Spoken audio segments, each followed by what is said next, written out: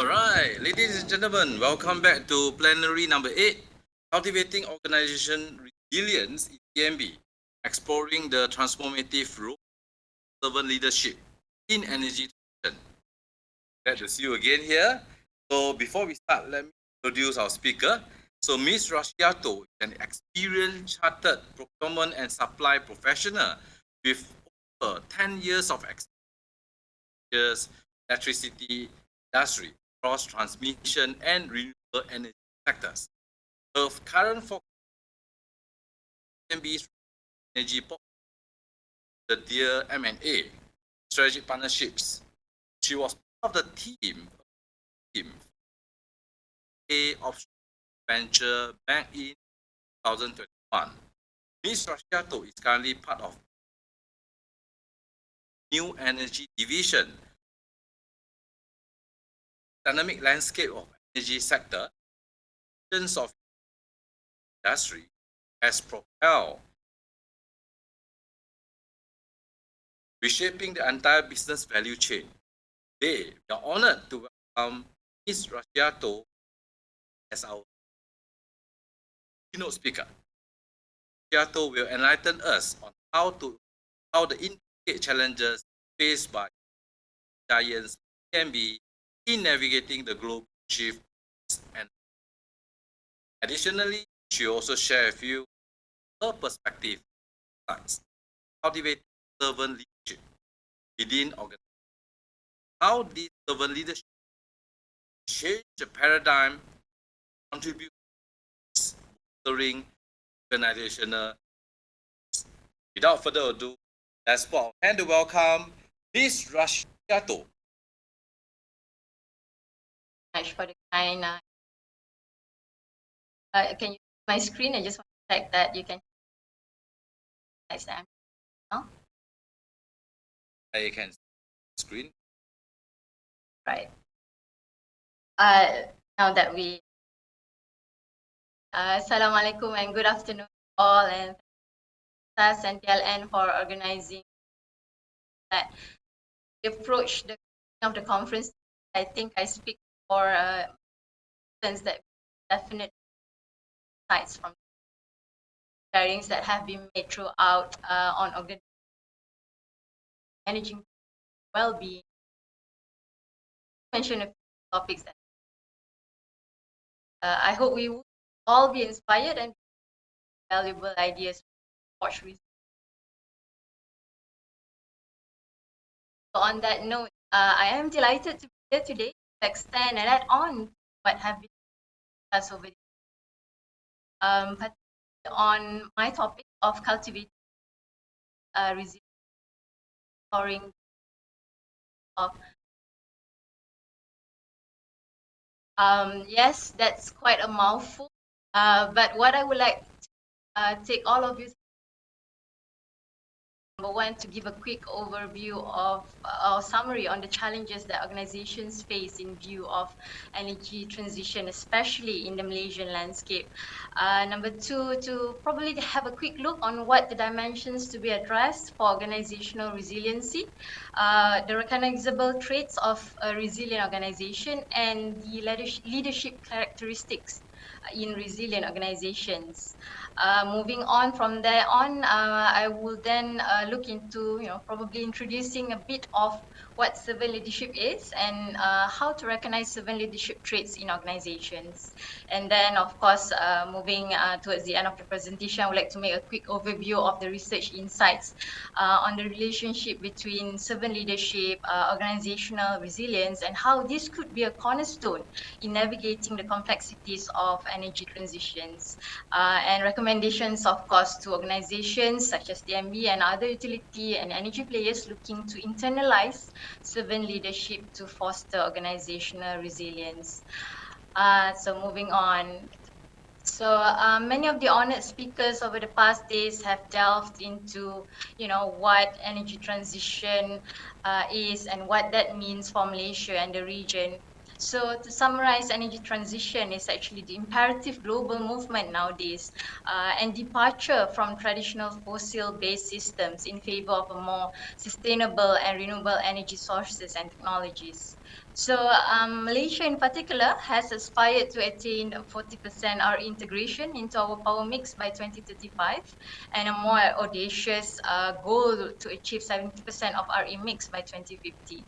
So what does this mean for TNB as the largest utility company in Malaysia? So for TNB, TNB has announced the intent to become a net zero company by 2050. We are also taking measurable steps to reduce 35% of greenhouse gas emission intensity and 50% of our coal capacity by 2035.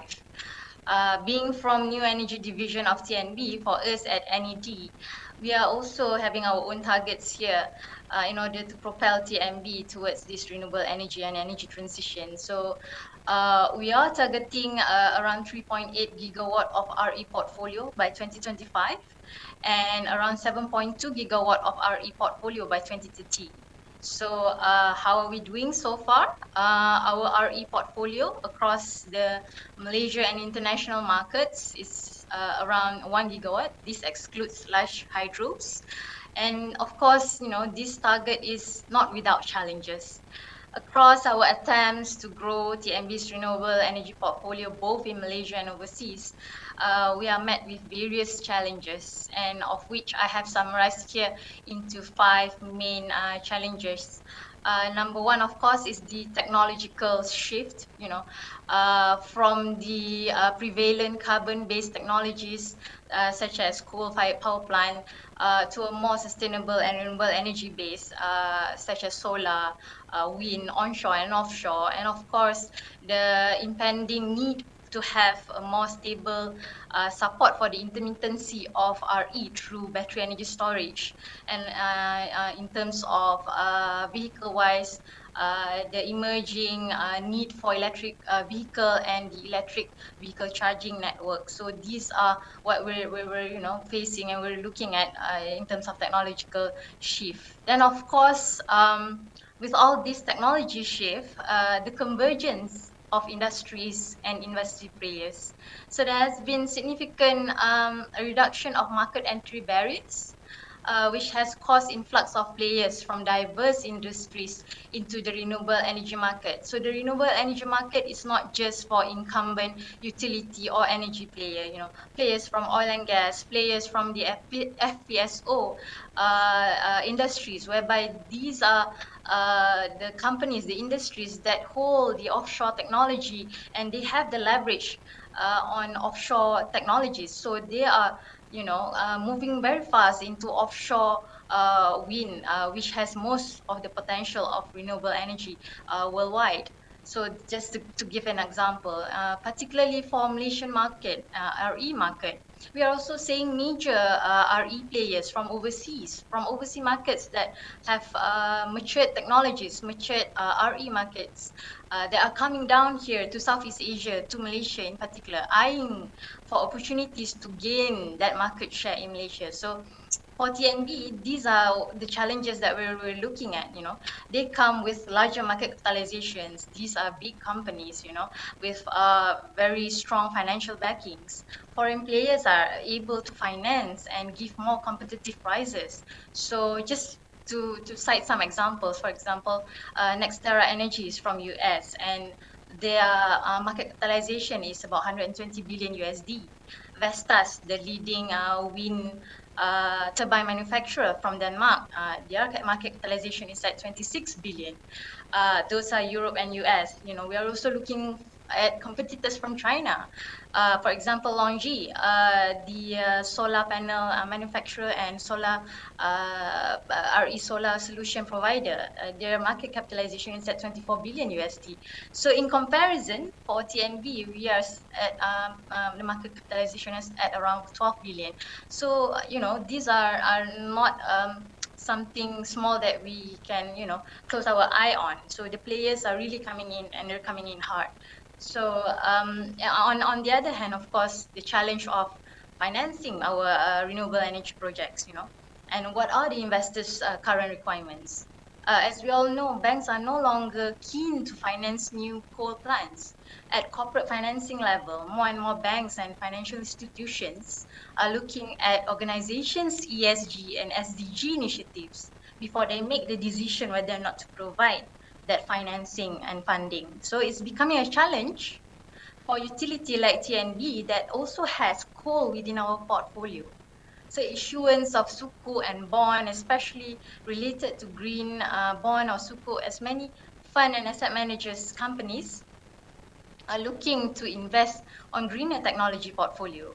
So this would definitely impact on TNB and other utility or energy players capacity on gaining the best cost of fund or cost of debt, which may drive TNB non-competitive against other players.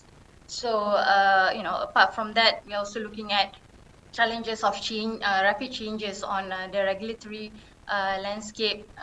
Just to quote from Datuk Wira Roslan's plenary speech yesterday, so he mentioned that NRECC is carving out single buyer from TNB. So TNB and other utility players in Malaysia should, take that as a flag, as a major flag that there is going to be a major change in the regulatory landscape and probably how things are being done in Malaysian energy market. So as we can see from UK and Europe markets, they are already moving away from subsidy and FIT for that matter, fixed PPA tariff model to more and more exposures to merchant market risk. So are we ready for that? So those are the things and the questions that needs to be, bear in mind for players like TMB in the renewable energy sectors. So finally, to encompass all that, with all that convergence of industries and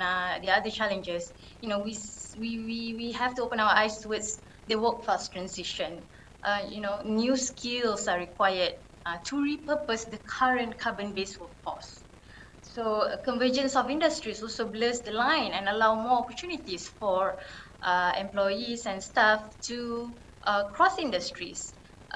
This also means that new competitors can give better offers. Because as I mentioned before, they are larger players. They can offer better pay, better rates. So this is a real challenge for utility players like TMB to retain talents as well. So moving on, presented with all these challenges, organizations, especially incumbent players like TNB, undoubtedly need to have resiliency to cope and thrive with the dynamically changing landscape of ET. So in short, organization resilience, I think it has been discussed a lot throughout this 3 days conference, but I'm just going to summarize that up here. It's an organization's ability to withstand, adapt to, and recover from adversity, disruptions, and crises while maintaining essential functions and core values. So it encompasses not only the ability to bounce back from challenges, but also the capacity to thrive, evolve in the face of uncertainty. So it's not just merely, scraping off. It's about thriving as well within the challenges and adversities. So over these past few days, as I mentioned, there has been a lot that has been discussed about, what it takes to build resilience in organizations. And as you can see here on the slides on the left side, these are the dimensions of a resilient organization as defined by the resilient organizations. It's actually a consulting and research group specializing in organizational risk and resilience. So they have drawn up a diagram that encompasses 13 dimensions over 3 core areas, which are leadership and culture, change readiness, and network and relationships. So as such, in order to build a resilient organization, the organization will need to address these dimensions holistically and cohesively in order to improve resiliency. So, but how do we recognize a resilient organization? So according to Deloitte's 2021 Global Resilience Report, traits of a resilient organizations, there are 5 that they have highlighted in this report. So number 1, as you can see here, preparedness, which is to act early. So Deloitte found that the most successful managements of organizations plan for most eventualities. So it's business continuity management, both short and long term. They found that 85% of organizations that have plans for eventualities adapted and pivoted better to the unprecedented event of 2020 pandemic. Trait number 2, adaptability. Organizations will need people who are agile, that are comfortable with ambiguity and able to move and change. So this includes a culture within that organization of unlearning and relearning, because that's what it takes to build adaptability. As such, the leadership within the organization and the people development plan is pivotal in order to spur this trait within that organization.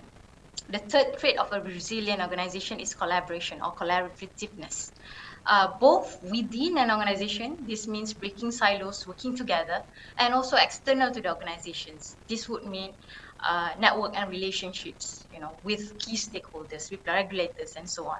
So high collaborativeness in organizations will help the organization make decisions and communicate more effectively, and by fostering a sense of trust among employees, which is, trait number 4, trustworthiness.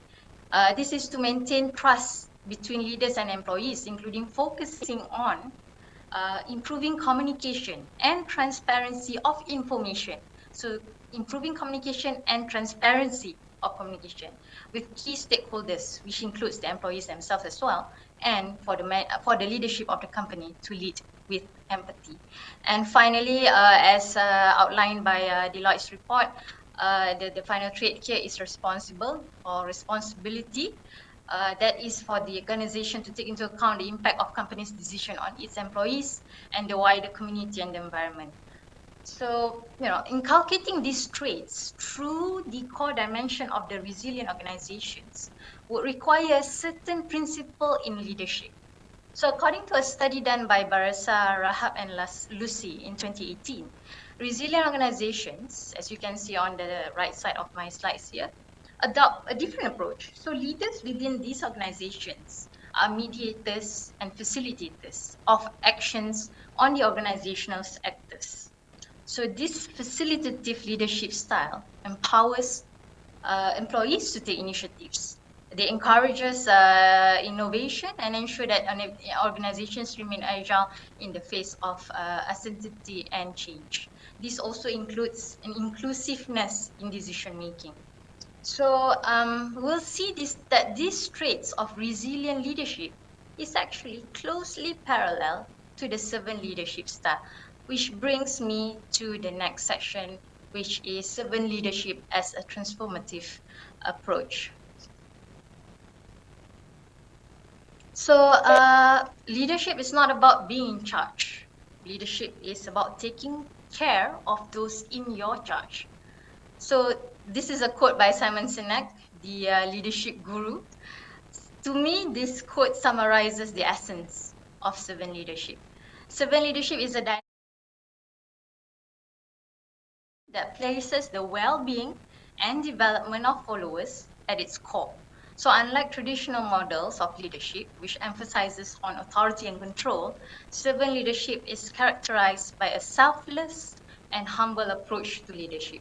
So as you can see here, I've outlined also several differences, for us to take into consideration between traditional leadership and servant leadership in order for us to recognize, what is traditional leadership and what is servant leadership. So under traditional leadership, leaders would see and take leadership as a rank to obtain, but rather under servant leadership, they see leadership as an opportunity to serve others.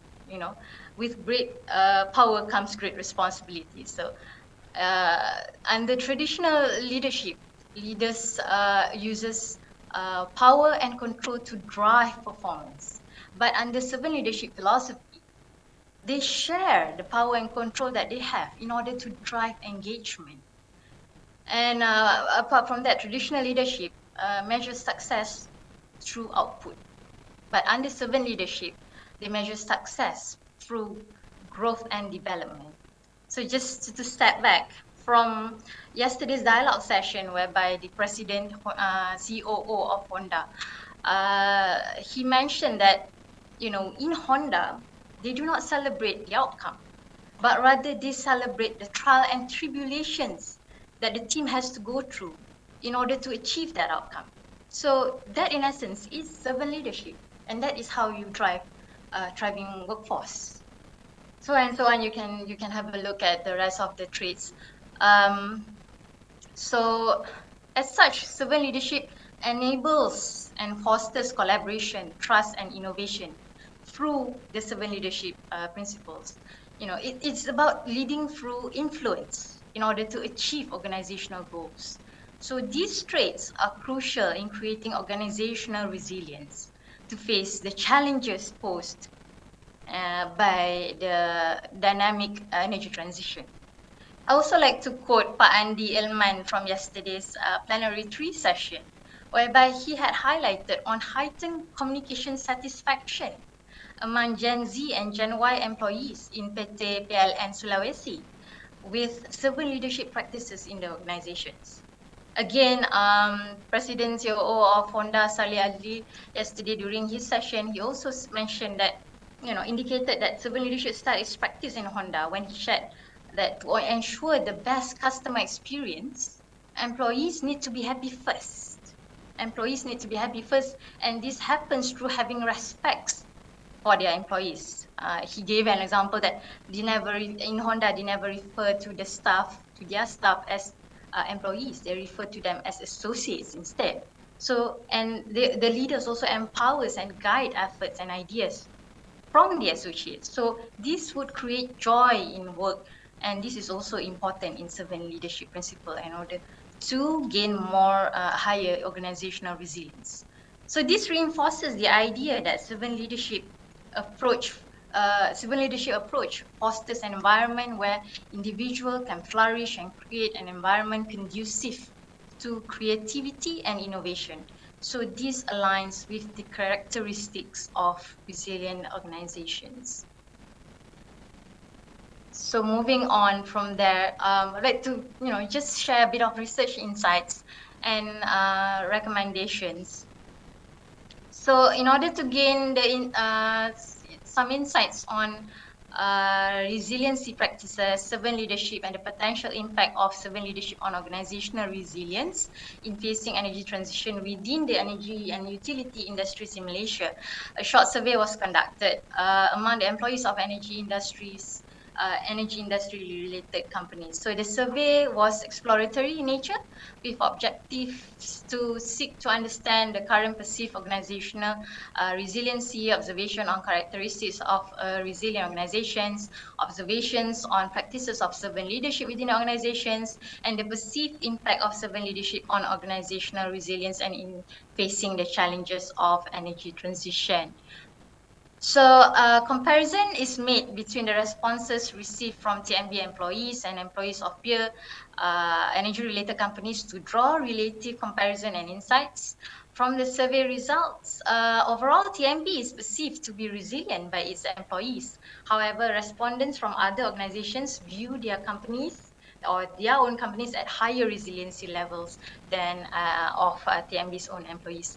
So some of the resilient practices in organizations that we tested within the survey is whether is there a culture of adaptability and innovation, whether there's open communication and collaboration, whether employee trainings look specifically and focus on enhancing resiliency, and whether is there any utilization of feedback from employees for improvement of resiliency. And from there, TMB employees tend to observe these resilience practices to a lesser extent as compared to their counterparts in other organizations. So specifically for, sorry, I lost my train of thoughts. respondents were then asked to rate how prevalent servant leadership practices are in their organization.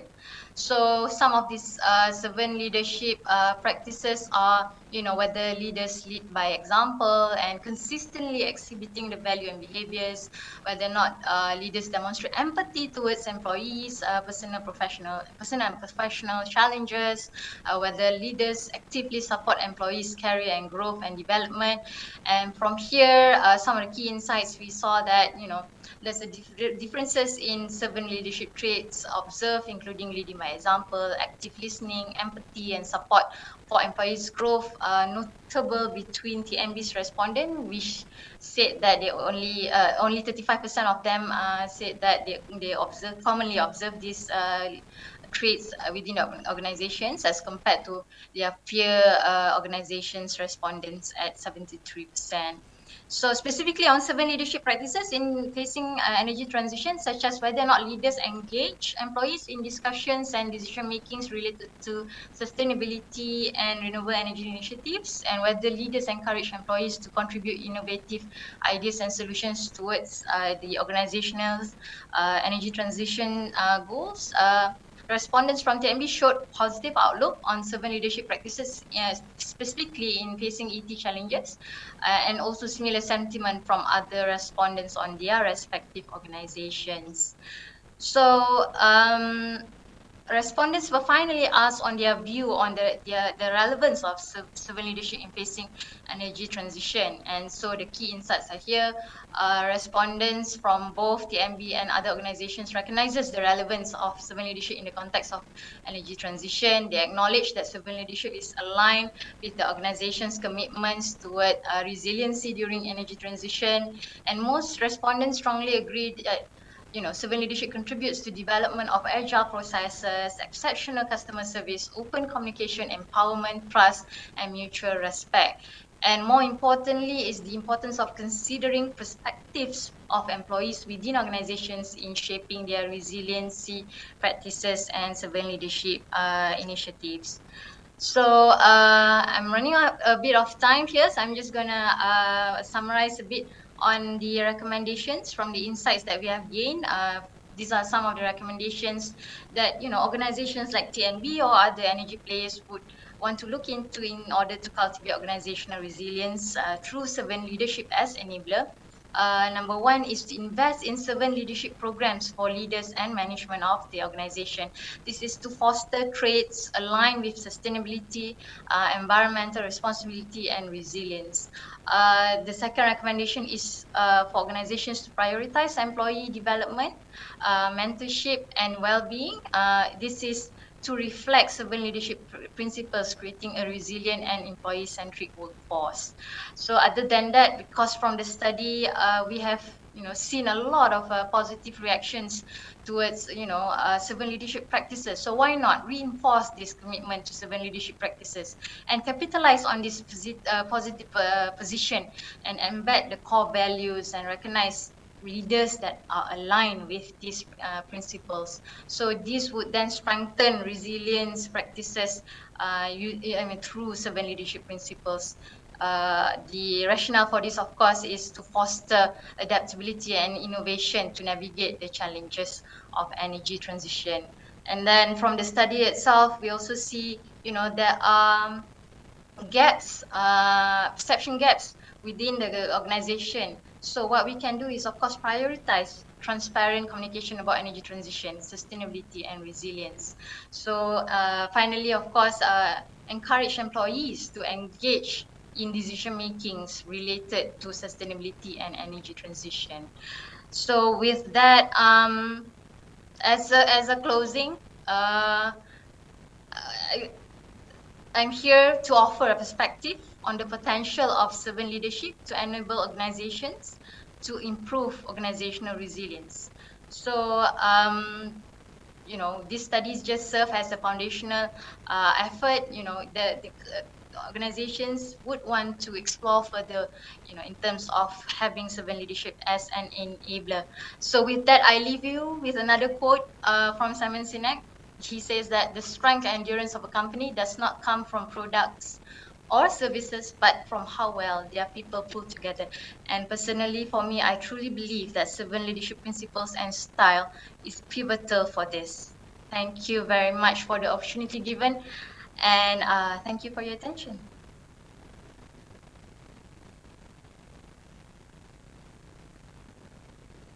Thank you, thank you. Thank you very much to Ms. Rasyidatul. It is very insightful sharing, and we just hope that we have more time because this is really, really comprehensive, and you have spent a lot of effort in doing survey to support the data, the points that you have gathered, right? So in short, if I may want to summarize it, you talk about energy transition challenges, the five dimensions from technology changes up to convergence of industries. You talk about resilience is not about the ability to bounce back, but also to thrive, right? And you talk about leadership and culture, lead by example, walk the talk, as it is being shown in the survey on the leadership, on the servant leadership, the active listening skill, the empathy skill, right? And agile practices, empowerment, inclusiveness in making decisions, respect, resiliency practices, and servant leadership. So it is paramount to practice servant leadership, and there's a need to have a psychological safety environment. And you also spoke about the Honda speaker, spoke about measure success by growth and development. We need to celebrate small success along the journey. We need to enjoy journey and celebrate small success. So in short, the energy transition challenges spur the need for us to practice resiliency in this VUCA. And the anchor or enabler of resiliency is the practice of servant leadership, right? So we hope that servant leadership is the anchor, that the coming generation, either it's a Gen Z or the coming generation, can really practice it in order to have a resilient organization, for the organization to continue thriving in this VUCA world, to be sustainable for the future. So once again, round of applause to Ms. Rasyidatul, for your effort, for your commitment to share the insightful sharing with us. We hope to see you again in the upcoming ICLAD or other knowledge sharing sessions. Till then,